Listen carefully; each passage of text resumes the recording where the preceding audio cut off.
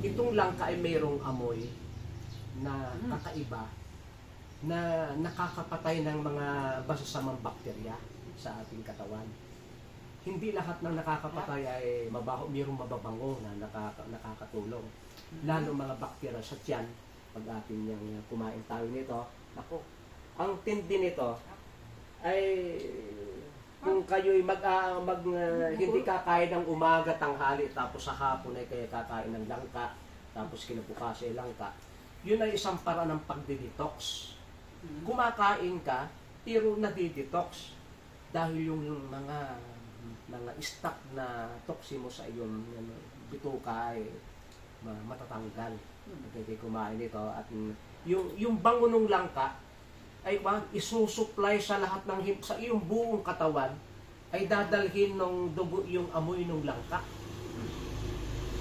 Ay alam niyo, pag kayo'y inututan ng kumain ng langka 2 araw, ay kayo magagpang rin, ang bango, no? Hindi, iba rin eh. Iba talaga amoy na. Hindi nakakagalit. Hindi nakakagalit. Thank you, ang bango, no?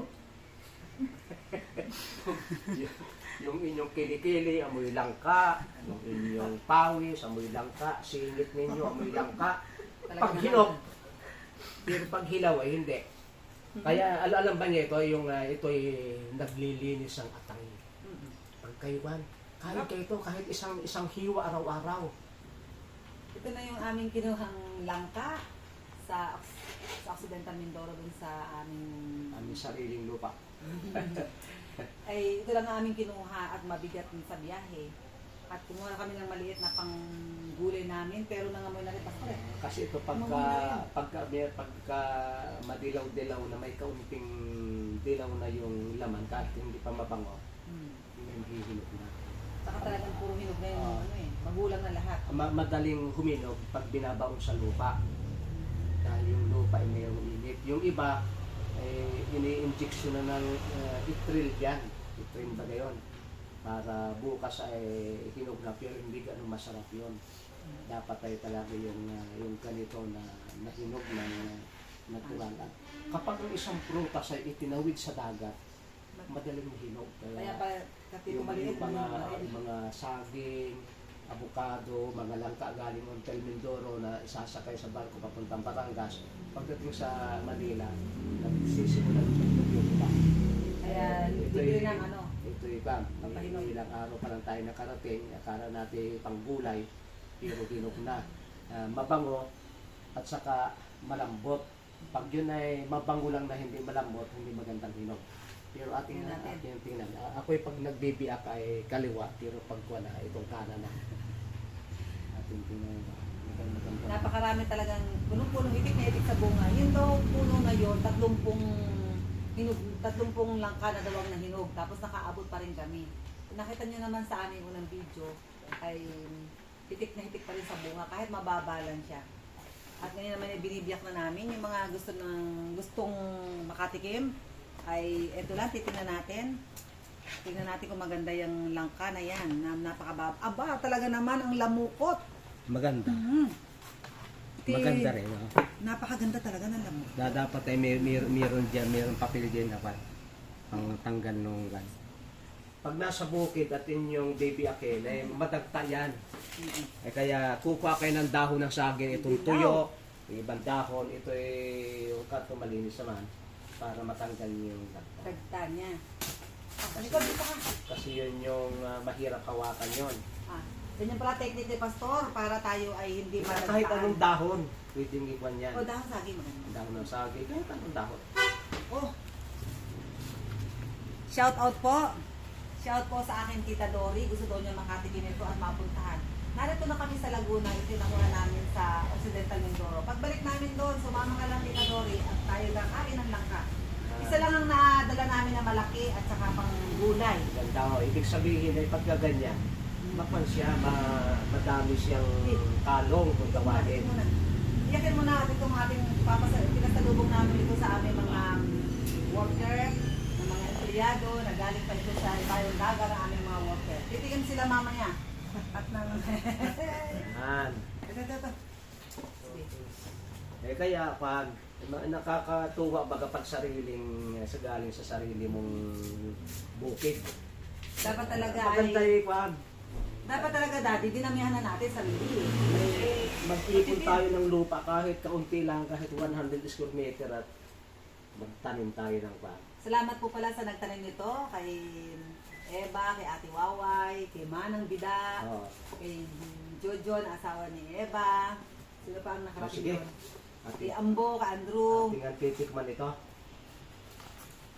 Yan. Naku, talaga naman. Ganyan tayo. Tigi isang hiwa, ganito lamang tayo kakain. Oh. Ay naku, Ang pagkain niyan ay kukuhain ninyo yung Ay. gano. Kasi pag hindi nyo tinanggal yon, Yan, tatanggalin pa pala yung ano niya. mahirap. Oo, yun. Oh, yun nakadyan. Ako, kahit manimot na lang ako dito. Ate, kahit ito. Tagalin muna natin yung pinakamatigas niya. At kakain ng aming mga binata. Pero ito, Yan. ito'y pwedeng gulayin eh ilalagay sa pressure cooker. Naku po, ang bango. Talagang mga... Mabuti na Tikno ko hiwa. mahiwa. Ito kay ano, sige ito. Ayan ang kay. Sige. Sige. At then, talagang kalong. Napakalaki ng kalong niya. Oh. Naku po. Ano bilaw na bilaw. Oh. Ano nga, yung aking mga anak ay magkakasama pa. At ako'y taga-himay lang. Pagsawa na sila, saka ako kumakain. Gusto ko yung malaki-laki. Ngayon ako'y matanda na, kanya-kanya na ng himay. Ano, tikman na. Mami, ito sa Salamat di. At alam niya, sige, Ano yun po? niya kainin. Yan ang gusto ko yan. Matulis-tulis na yan. Wow, thank you so much, Sige, di. ating kainin. Gusto ko dito na lang kagatin. Tatanggalin ang kanya. Bilang, Ibig sabihin, pag may dagta, hindi hinog ng inyong kinuha yan. Pag yung hinog na kinuha bago kan, minus-minus yung dagta. madagta eh. Makwan yung kanyang, ang tawag namin dyan, itong kalong. Akala namin ito yung gagawing gulay. Eh, At nasasarapan na ito aming mga binata. Palabang palo. Si JR, si Nicole, si Jimlet. Si Jen na yung aming taga-video ay binigyan din ni Pastor na isa para siya makatikim din ng ating Bango. langka. Ano lasa, Jen? Napaka-Diyos. Sarap. Ang sarap. Sulit na sulit yung aming pagdadala ng langka. Ano din? pagka ikakain ng mga herbs yung mababango, hindi yung amoy na yun ay hindi maamoy sa inyong katawan. Kumain ka ng salay, ay kahit hindi ka mag-aamoy salay. Pero iipalit mo lang ka. Pag kumain ka, Pero mag-aamoy lang yung ka. pagkakasalasa niya, iba eh. Meron siyang tingkat. Palibasa ay mainit ngayon. Matamis. Ang tamis niya, iba yung pagkakalangka niya. Talagang tunay na langka. Talaga ang sarap Ito niya. pating kanyang buto, ang sarap ng nilupak. Lalagayin tapos babalatan. Naku, malulupak mo ng masarap. Pwedeng gilingin, para hindi kayo bayuhin. Paubos na ako. Napakasarap itong nilupak. Kaya patuloy kayong kumain ng langka sapagkat marami daw ito may bibigay sa atin sa ating kalusugan. Kaya maraming pong salamat sa patuloy na pagsubaybay sa mga ka-natural ni Pastor dito. Ating tingnan itong